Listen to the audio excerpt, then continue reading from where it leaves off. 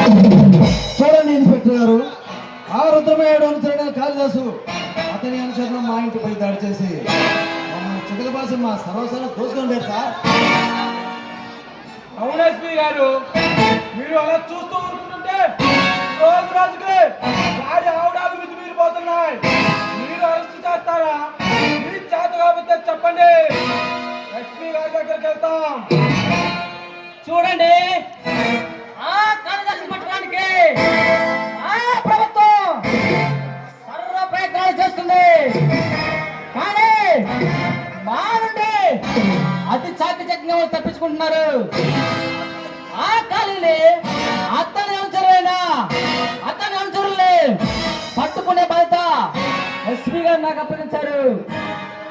వాళ్ళని పట్టి బంధించి ప్రభుత్వానికి అప్పు చెప్తానని మీకు మాట ఇస్తున్నాను.